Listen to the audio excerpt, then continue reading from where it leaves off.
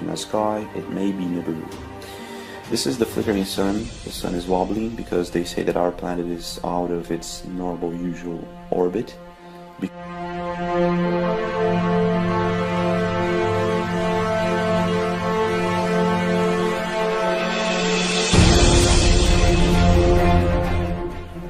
This is really weird because the sun is supposed to have set already and it's coming back with this pinkish light color, and it suddenly the ISS cuts its feed and it's supposed to go dark, but the ISS is still there, lit up by this red color.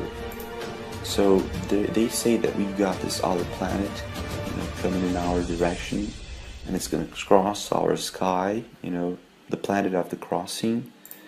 And well, I guess it's here. My guess is it's here, and we've got evidence, footage, pictures we're going to show you right now that confirms this footage from the ISS. This color. So this is 3 AM in the morning and the ISS is lit up with this color. Okay, take a look at this, folks. I'm going to show you. I want you to sit down right now. Hi, James. I live in Calgary, Alberta, Canada. I was watching your breaking news 3 AM Nibiru sunrise video recently and remembered that I had witnessed something similar. On October 15th, 2016, I looked outside and noticed the sky was unusually bright for 3 AM. But it wasn't until I looked towards the southwest that I knew something wasn't right. The sky was unusually red. Now, I'm in the Mountain Daylight Time Zone. It's almost 3 o'clock in the morning.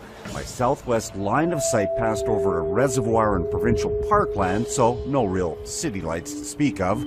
At the time, no forest fires or fireworks displays. While the southwest sky was red, the rest of the city was lit up with white light. So I grabbed my SLR and took this video in order at the time to prove to my sleeping girlfriend that I wasn't exaggerating. So James, what do you think? First of all, I think we've got wonderful fans and subscribers, and I think if you have anything you want to share with us, you must email us at thatimpossiblechannel@gmail.com.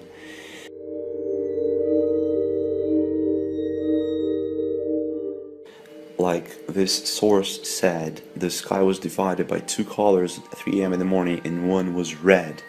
And my official response is, this is what I think. What color is this? This is red.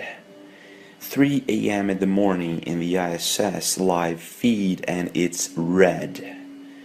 So whatever is going on, it is going on. It is there, and it's not a lie. The flickering sun. Let's show you a footage we received today by this other anonymous source. Thank you very much. Here the sun is rising on a typical day. The not typical fact is that we do not have any chemtrailing. This is weird, right?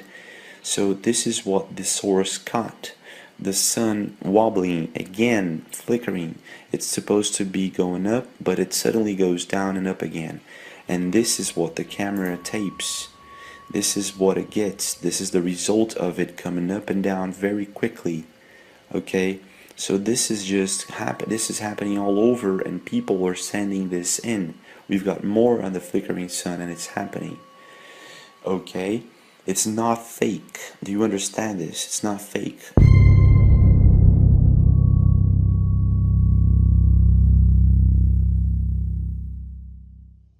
Sun, something is wobbling, and we've got footage of it. So you must share this right now. We don't know if there will be a tomorrow as we know it. I believe what's coming is for the best, but I really do not know what's gonna happen. Okay? From now on, it's up to us to report and share. Take a look at that. This is the moon. This is from another anonymous source.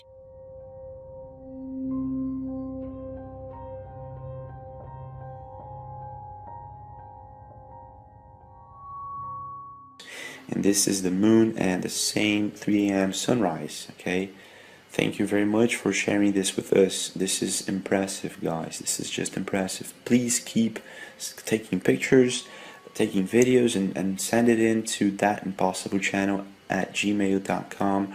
or if the video seems too big, it's above 25 megabytes, please do send it through Mediafire or some other type of website, download website. Take a look at that, guys. We've got this pinkish sunrise at 3 a.m. in the morning. It's not pinkish, it's becoming red, right? It's more of a red type. It's, yeah, well, they say that Nibiru Planet X, the prophecies say, foretell that it's coming with this iron color, right? So it may be Nibiru Planet X. This may be real, and it may be here. So this is the sun flickering from the ISS. Again, this red iron color and this pinkish sunrise, right? This is from Rambo Napper, thank you very much. The sun wobbling, take a look at that. It's going up, up, up, it's getting bigger, right? But suddenly it goes back. What is that? You know what I mean? So it's wobbling. It's wobbling for sure. So we've got the sun wobbling and the pinkish sunrise. But what's most impressive is that this, before the sun comes up, take a look at that. The ISS is lit up by this red color, which is being seen in Australia, the UK, Netherlands, Canada, and some parts of the US, right? The 3 a.m. sunrise, the red 3 a.m. sunrise. Before the sun comes up, it's lit up, and when the sun seems to, you know, get up there, it disappears. You know, you just can't see it anymore as clear as before. So whatever it is, I don't know if it's a second sun, you know, I don't know if it is, I don't know what it is, okay? Now, we've got these two UFOs from Rambo Napper, for example. We've got this UFO hovering over our skies. It's huge, you know, it's got this circular shape, and it seems like a cigar UFO. This is really, really amazing. Thank you very much, Rambo Napper. This is really amazing. It's not a cloud, because the clouds look like this from the ISS. Okay, so whatever that is, it's huge, and it's observing our skies. So we may be facing an alien invasion or an alien war, you know, a secret alien war beyond, I don't know, maybe our governments are at war with these alien races, and they don't want to talk about it, and that's why they're trying to make us pay attention, you know, to the election and all that, you know, all this mambo jambo, I don't know. Take a look at that, guys. We've got this from another source.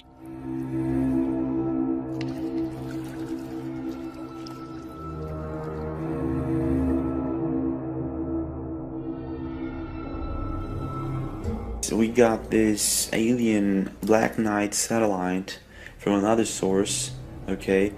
And this is really compelling because it looks like a Lockheed spy plane, but they say that it's there for 30,000 years and it's an alien satellite.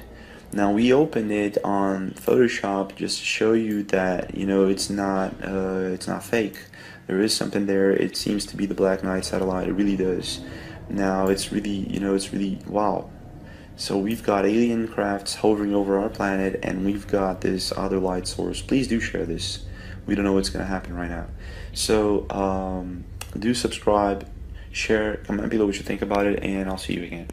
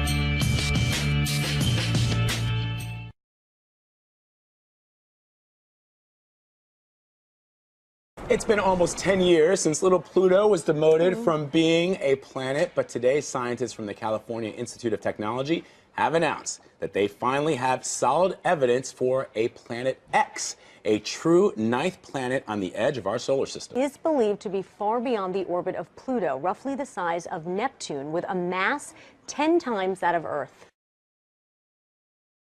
There are things out there, little icy objects that are orbiting in a funny way, and nobody was quite sure why. It seemed like there might be something with gravity pulling on them, but nobody quite understood. And finally, these scientists that you talked about took a really hard look at it, did simulations, calculations, and they came up with the explanation. It probably is this giant planet. I think I read somewhere it orbits the sun every 10,000 to 20,000 years. Right. Is that why no one has seen it to this point? No, that's not why. It's because it's so dim. It's so far away that even though it's big, it's very, very dim, and it'll be very tough to spot with a telescope. I'm also fascinated at the idea that this planet could be so far out there and still our sun be the mass that is keeping it in the gravitational pull of our solar system. Right, yeah, but no, it's true. That's incredible. And so there was a thought at one point from scientists that when they thought that there was something beyond Pluto, that it might have been all the massive objects floating in the Kuiper Belt, but it's not. Right, so all those objects are out there and they have a lot of mass, and originally the scientists said, look, a planet is such a crazy idea, maybe it's the Kuiper Belt itself that's pulling it on itself and making these orbits look funny. And when we talk about the mass of this planet X, this ninth planet, being 10 times that of Earth, for those who are not scientists, what does that really mean, the mass of a planet versus Earth's mass? Well, if you could put it on a scale, how much it would weigh. Yeah. I mean, that's really it. And so it's bigger, it's bulkier, it's got more heft, it's got more gravity.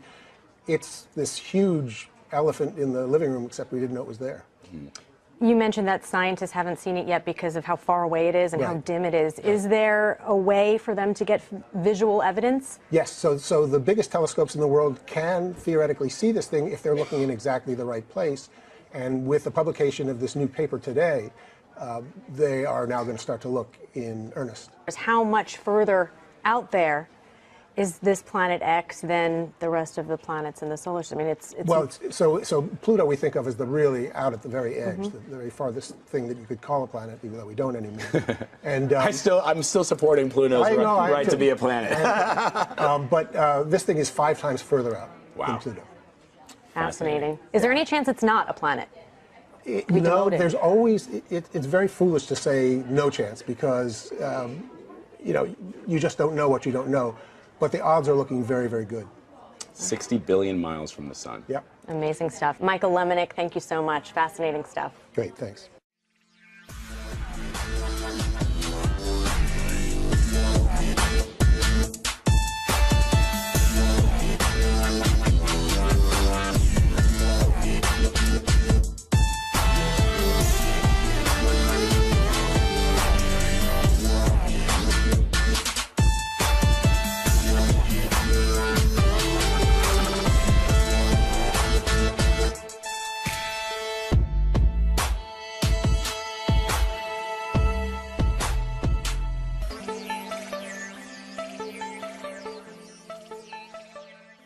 Now, here's the asteroid story. An asteroid the size of the Rose Bowl, more than 1,000 feet across, feels its way toward the Earth right now. It'll come by first in 2029, and we'll see it up there. It'll be closer than our satellites, a thing the size of the Rose Bowl hurtling through the air. And then it comes again in 2036, and that's when it may get interesting. The debate over just how close it'll get is sparking some serious debate between Russian scientists and American scientists. Here's a satellite picture of the thing. This is from, well, with this and, this tells you nothing. But see it there? I don't know, that circly thing in the middle maybe? This was from 2004. It doesn't look very intimidating here. Both sides seem to agree that in 3 decades, the asteroid will fly very close to Earth.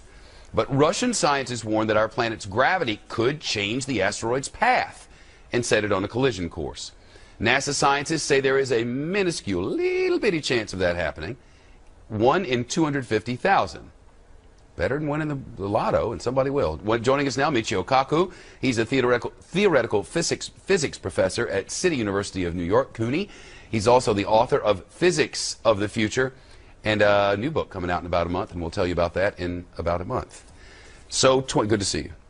2029, it flies by underneath the satellites.